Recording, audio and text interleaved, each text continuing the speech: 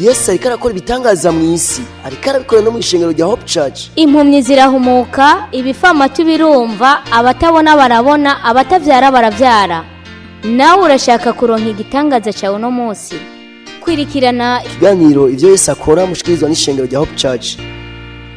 Hope Church ikorera mu Caramagahahe, wururutse bisi ku G11 ucuduga ku G12 hafi y'ikibuga kwibarabara bita iry'amabeni, abandi bakahita kumbaho hafi y'uruzi Gikoma.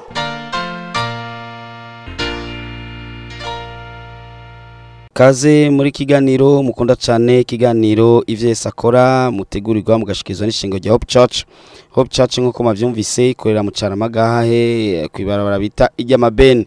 Muka muri kumwe na Pasteur Jackson Nkeshimana. Muri iki gitondo rero ni gitondo ciza, igitondo Imana yatwongeye, igitondo tugira tubonemo ivyiza vy'Imana. Uno musi rero wa kane n'umunsi mwiza Imana yateguye kugira ngo tuhezagirirwemo. Uno musi rero ijoro rashaka kwa ryabaye rirerire ariko wabwakeye, kandi uno musi rero Imana irafise ico igomba kugukorera ciza. Abantu rero barashaka barushe, baremerewe, batabona iyo bava niyo baja, ariko kandi Imana ugasanga nayo yateguye ibindi vyiza cyane.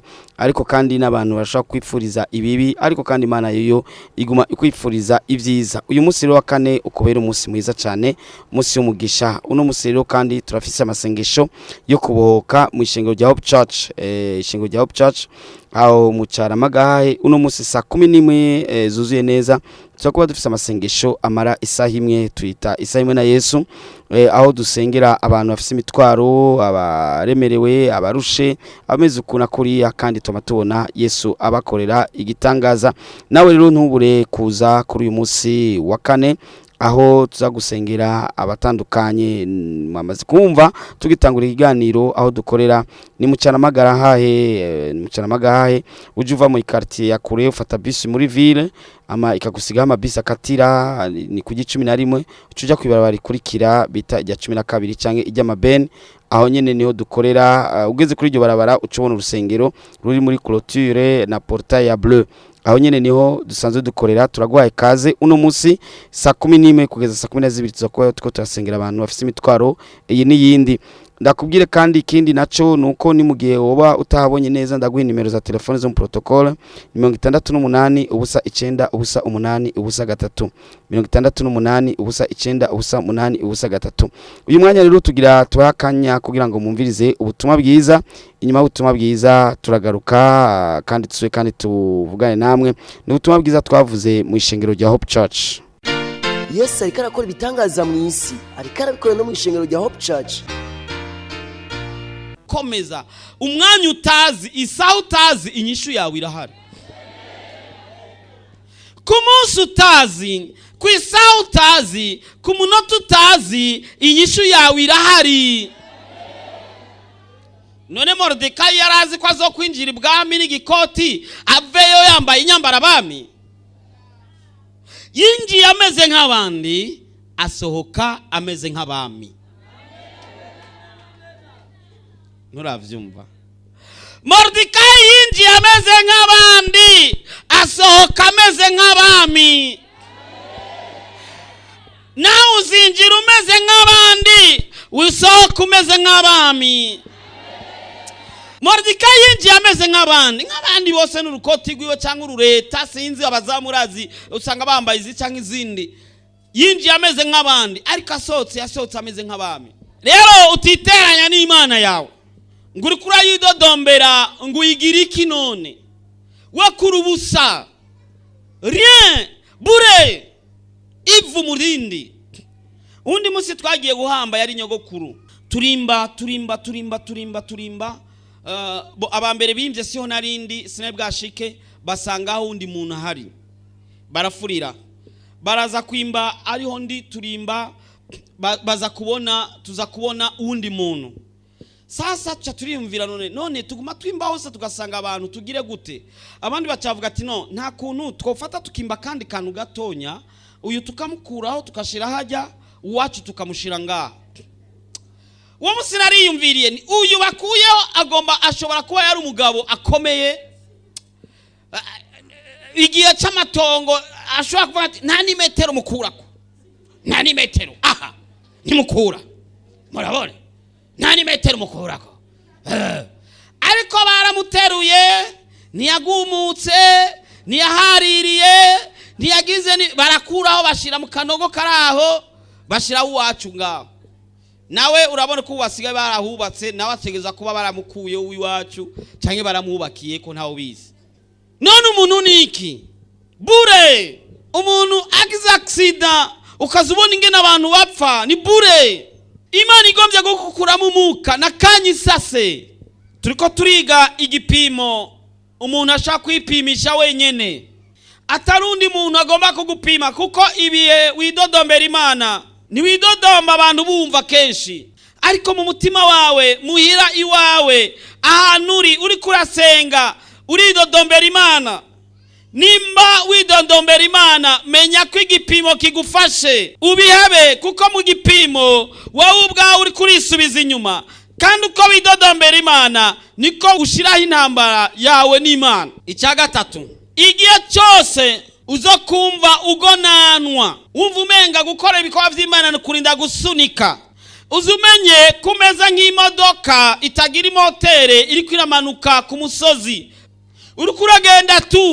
uri kuragenda usunikwa n'umuyaga imotere ntayo aho ni uzomenyera ko gihagaze neza sundi muntu azogupima kuko abantu ntibakuzi umutima wawe ni uzukuri kwawe nuwo mwicaranye ntazibanga ufise mu mutima n'umuvyeyi wawe ntazibanga ufise mu mutima n'abana bawe nibazi ibanga ufise mu mutima nuwo mubakanya ashobora kuba atazibanga ufise mu mutima umuntu arashobora kwicara n'ibanga imyaka n'iyindi gahera numenye ikiri mu mutima wiwe ariko umuntu we ariyizi arashobora gupima umutima wiwe aho uhagaze igihe cyose uzokumva ko gukora igikorwa cy'Imana ari kubanza gusunikwa bakubwira ati korera Imana ati mu mpangahe menya kutakiri kumwe n'Imana kuko nta namwe mu Imana uzobugifise mbega none ko mu kuduga mu ijuru ari mpwemu azobwirikanya n'impwemu turimwo maze tuce tugenda utakigira mpwemu uzoja mu ijuru gute iryo juru witeze kuja mutagiramo mu Imana ni ijuru ryahe rya nyokorome canke rya wa mubinamu igihe cyose uzokumva gukora igikorwa cy'Imana ko ari gusunikwa menya ko iby'Imana bizobyara guhezemwo menya ko igipimo kizoba kigufashe utazoba ugihagaze neza imbere y'Imana kandi ndakubwije ukuri nubwo Yesu yoza muri ico gipimo n'umunsi Yesu azoza umuntu agihagaze gutyo ntagenda igihe cyose uzokumva ko gukorera Imana ari kubanza gusunikwa ari kubanza kuraba agahembo ari kubanza kuraba icyo bazokugira menya ko utagihagaze neza imbere y'Imana. Hari umuntu hagera umwanya w'igikorwa cy'Imana akavyuka karaba ku isaha akumva umenga yoguma ajyanye ariko hagera umwanya wo kuja kuri business ku kazi kuraba umupira kuraba wa mukobwa wa muhungu wa muntuzenya namarame ntangorane menya kutagihagaze neza. Icya kane igihe cyose uzumva bidakunda gufata umwanya ukwiye mu gusenga ariko umwanya ungana uko nyene ugashobora kuwukoresha mu bindi byo kuvuga bingana n'ibyo wafashe mu gusenga menya kutagihagaze neza cyangwa utigeze uhagarara neza. Amasaha yo 4 kuri WhatsApp niyo amasaha 2 kuri WhatsApp si uko ari mbi turayikoresha mu ivuga butumwa ariko mubwira afate 15 minutes mu gusenga nama ndabibona nga dutangiye kumena hari abasenga bakaca baheza ukazubona aricaye nyine aguma kuraba iza unanangalia nini si uombe. Igihe cyose uzumva ko gufata umwanya mu gusenga bitaza ariko uwo mwanya wo umara uri kuravuga ibindi menya ko wafashwe miri buri inama zikuzimu zirakorana bakiga ati naka ni igiki cyo mufata ni igiki cyo fata naka ati ugera kunda ga telefone ugera kunda masinema y'Tanzania ujya we murondera sinema imwe ya ntuzenya ya Kigosi yande hari izindi za masezo amaseri n'ibiki n'ama episode izo zaje ni finale umuntu akamera kamasana yandi n'umwana akamamagara mama ati rindira rindira telefone ikahamagara ati genda ugitabire gusenga kukeneye kurapura unyarutsa wigira menya ko utagihagaze neza cyangwa utigeze 5. Aya majambo duhejeje gusoma ya Miriamu, Aaron na Mose. Miriamu yari grand sœur wa Mose, kandi koko murazi ko ari yamucungera kakira kabebe igihe bagashize mu mazi. Muravyibuka iyo nkuru, murayizi benshi. Aroni nawe musomye neza mu Kuvayo murabona ingene Mose yavuze, yabwiye Imana ati je sinzi kuvuga. Imana imubwira ati genda wifashishe mukuru wawe hama uzoruvuga nawe yakira avuga. Mbere hari ijambo Imana yavuze rikomeye cyane ngo uzomubera nk'Imana yiwe, ngo uzomubera nk'Imana. Mose niwe yavuga, yamubwira ati Aaron urabona je ngomba kuvuga ibi nibi. Aaron we yari imvuzi, akavuga akavyeexplica neza, ari abantu bari eloquent, akavuga kabisa kumva kabisa ko ariko aravuga. Mugabo hagera igihe batangura gukritika Mose, batangura kubona amakosa ya Mose, ngo Mose kubera iki Imana imuvugisha kandi yararongoye umunya Ethiopiyakazi. Bibiri ivuga ngo yari yaramurongoye koko, nivuga ngo baramubesheye, irasubiramo igasubinya ngo yari yaramurongoye koko. Muhereye ku murongo wa mbere. Yesu ashime. Imana ikivuga irabumva bariko baridodombera Mose. Imana irabumva bariko baridodombera umukozi wayo. Igihe cyose senye, igihe cyose zidodombera umukozi w'Imana, menya ko ukeneye igihano bijanye. Kwidodombera Imana bizana urupfu, Abisirayeli barapfuye. Kwidodombera umukozi w'Imana akuri imbere bikuzanira igihano gikomeye utazopfa wikuye ko atari Imana yonyine. Imana ikibwira Mose ngo hamagara abantu, hamagara baze ngaha, baze imbere yanje. Baca baja mu ihema ry'ibonaniro. Bageze Imana ibabwira ngo ninde yababwiye kunegura umusavyi wanje Mose. Reka tuhasome kandi kuri 6. Arababarira ati mumve amajambo yanje. Uyo ninde? Ni Imana. Asangwa muri mwebwe hari uwo mvugisha. Aho Miriamu yariko arishima ko niwe yaririmba, niwe yatera amakorasi. Ati je ndazi kuririmba none kandi ndi grand sœur wiwe, gute Imana yovugisha ujya mu peti nanje ndi ngaha? Kubera iki tomvugisha jewe? None urayibwira ivyo igomba gukora cyangwa nikora ivyo igomba kwikurira? Nitoranya abantu kandi ntabwo itoranya ku butoni, nizi impamvu yatoye naka. Kandi buri muntu agira igihe ciwe, kandi ugombye gusunika ikihe cy'uwundi nivyo bikuzanira kaga, kandi uzoregreta ubuzima bwawe bwose. Uzorinda usesa imvi cyangwa uzorinda upfa wicuza icyatumye ukora icyo kintu. Arababarira ati nimumva amajambo yanje, asangwa muri mwebwe hari uwo mvugisha, je uhoraho nzomumenyeshereza muyerekwa, mvuganire nawe mu nzozi. Ariko umusavye wanje Mose siko bimeze, ayoboka mu rugo rwanje hose. Uyowe twama twivuganira mu kanwa n'akandi, mfoboye napfinze, kandi ijisho yanje je uhoraho arayibona. Yesu ariko arakora ibitangaza mu isi, ariko arabikora no mu ishengero rya Hope Church. Nizere ko wumvise amajambo meza y'Imana, kandi nizere ko wafashijwe ego, kandi ndizera ko byagenze neza. Uyu mwanya rero tugeze mwanya mwiza wo kubaha akajyo gukurikirana intahe z'ivyo Yesu ariko arakora mu ishengero rya Hope Church. Yesu ariko arakora ibitangaza mu isi, ariko abikora no mu ishengero rya Hope Church. Ndagwaye kaze rero kugira ngo nawe uhezagiranwe hamwe natwe. Ego kaze uhezagiranwe hamwe natwe, kandi ndizera ko Yesu aza kugufasha, kandi byose ko biza kugenda neza. Uno musiriro ukubera umunsi mwiza. Umvirize intahe, izi ni zimwe mu ntahe, si zose ni intahe zimwe mu vyabaye, mu byo Yesu ariko arakora mu ishengero rya Hope Church. Ivyo Yesu ariko arakora ni byinshi, ivyo rero ni bimwe mu byo Yesu ariko arakora. Ndagwaye kaze rero nawe uhezagiranwe hamwe natwe. Kaze cyane wumve zimwe mu ntahe z'ivyo Yesu ariko arakora, nawe yo kugirira neza mu gihe nawe kwishikira aho hantu biriko birakoreka. Yesu ariko arakora ibitangaza mu isi, ariko arabikora no mu ishengero rya Hope Church. Kije mu izina rya Yesu. Amen. Akabazo, waje muri Hope umeze gute? None ubu umeze gute? Ulikuja ndani ya kanisa huko waje? Yewe naje muri Hope, wewe wavugiye ku radio, nari umuntu ndandaza. hama ndahomba byose birahera biheze ndavuga ati none ubuzima bwanje nzobaho gute bigiye kugenda gute n'abana kuko ndi mu mafise abana bahungu n'abakobwa babiri hama ucuvugira kwiradiyo ati wewe urushe uremerewe nimuze kuri Yesu arabaruhura hama jeje ndavuga ati none ko uyu muntu avuze ngo tugende kuri Yesu araturuhura no mubona gute vuga kuri adresse amacha mfata tagisifero ndayibaza urahazi tagisifero mbwira ngo ndahazi njyana uzobukoze inje nari nkenye by'ukuri amahera yose yaraheze ubu amahera yaragarutse ubu nukuri nta kintu mbuze nukuri n'abana banje nta nzara barara nukuri mu mperi yo mana mashi amena amena Yesu ariko arakora ibitangaza mu isi ariko arabikora no mu ishengero rya Hope Church. Haleluya. Amen. Ninjiye muri opeta na telefone mfise atanagahinda mugabo ubu ndafite telefone itari ntoya. Yesu abahezagire. Amen. Amen. Amen.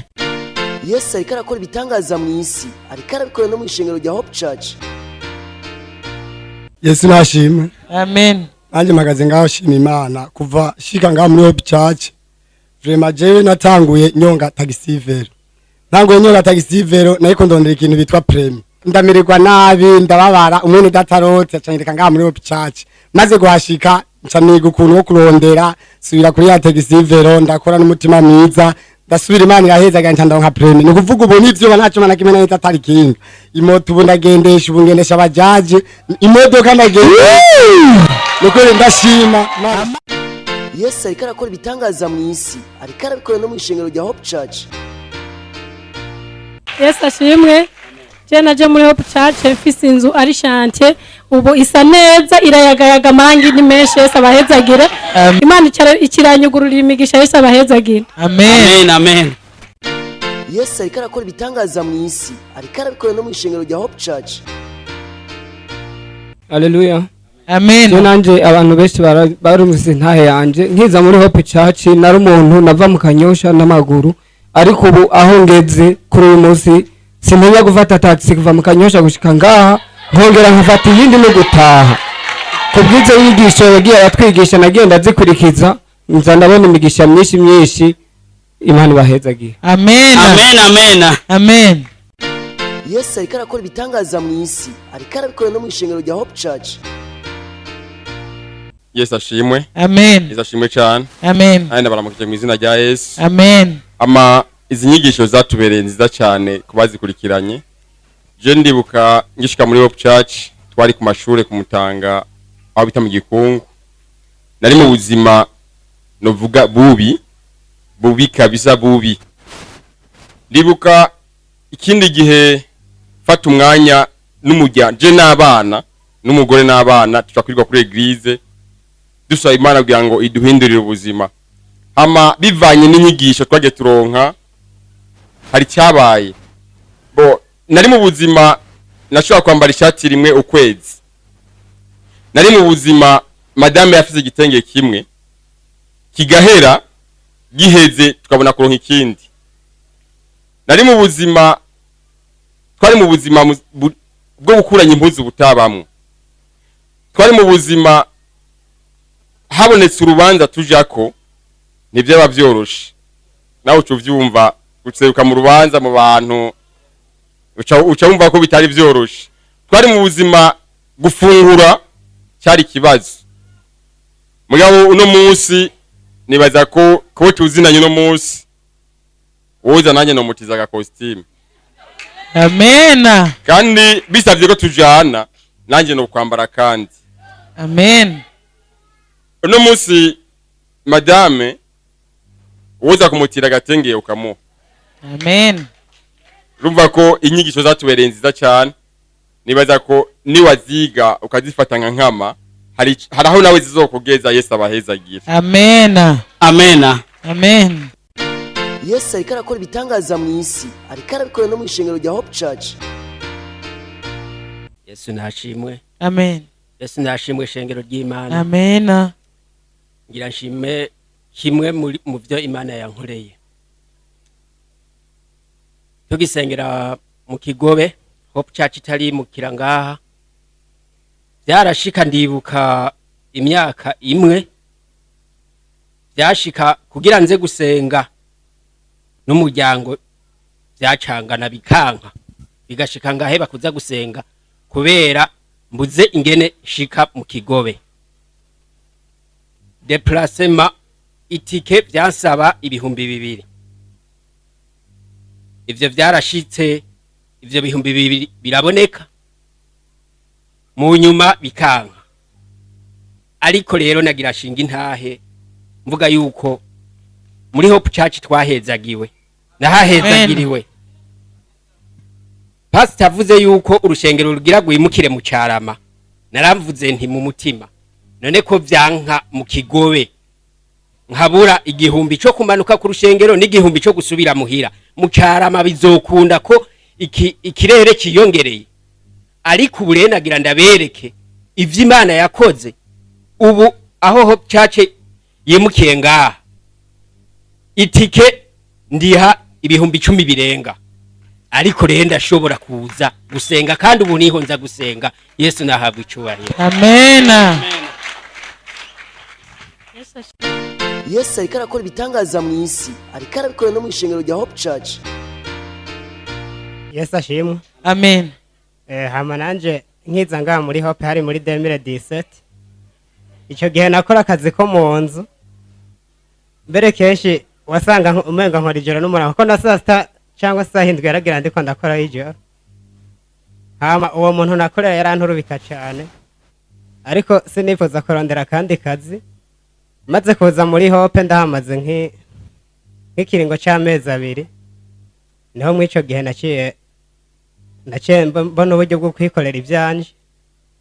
Byukuri ubunya nta muntu mvuga ngo aranturubika, nshatse kuja gukora ndagenda nkakora. Canke naho nshatse nk'ihikonje byose biva muri jewe.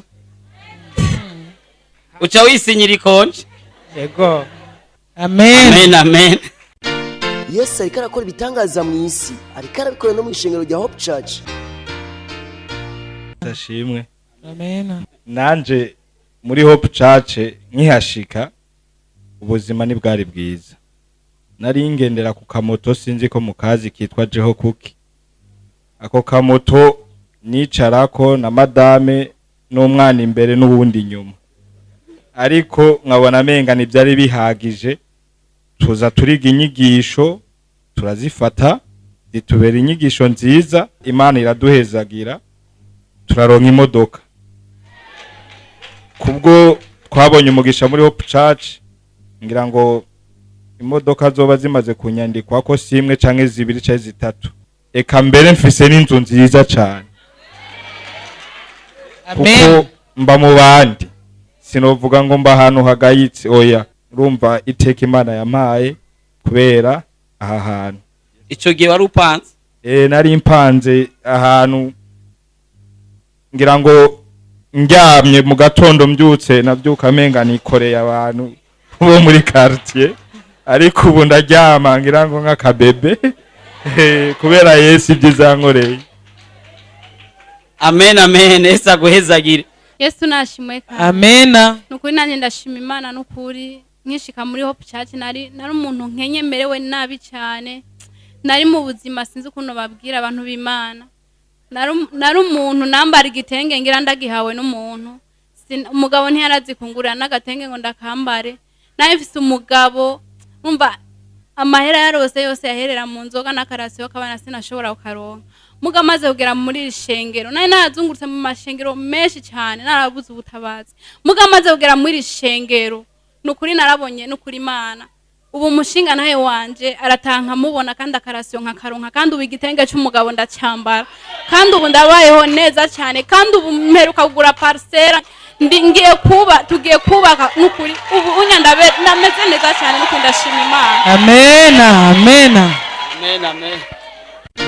Yesu ariko arakora ibitangaza mu isi, ariko arabikora no mu ishengero rya Hope Church. Yesu ashimwe. Amen.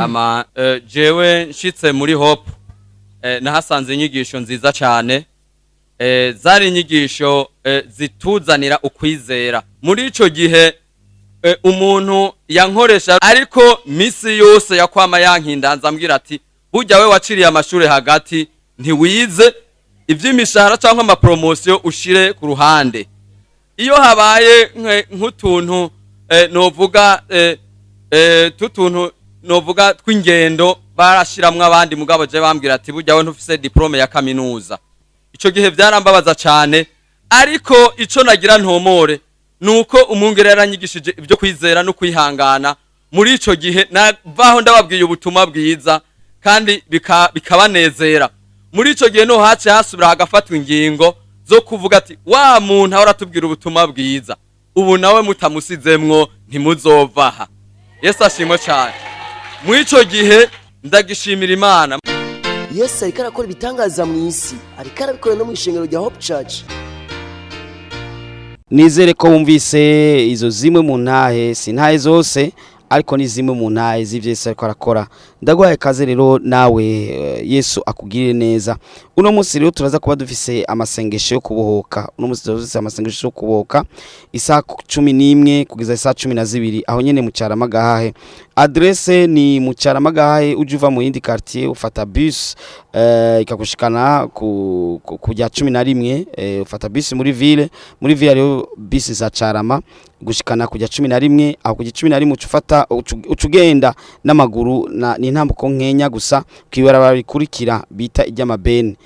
Naho baza aba motare abaki bose baba bari ngaho babwiye ati nyereka ibarabara ry'amabeni, baca bari kwerekana ibarabara rikurikira urihagaze ko gusa ucubona ishengero. Turagwaye kaze uno munsi saa 11 tuzavuga turasenga, kandi saa 11 n'amasaha meza abantu bamaze kuva ku buzi, tukashikana saa 12 kugira ngo kandi ushobore no gutaha hakiri kare.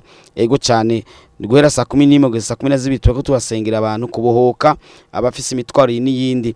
Ariko kuri uyu wa Mungu tuza dufise kandi amasengesho adasanzwe aho tuzosengera abantu bose bafise imitwaro iremereye, abarushe, abagwaye, abafise ibinabiriya, abo satani yaboshe mu buryo bucanka ubundi.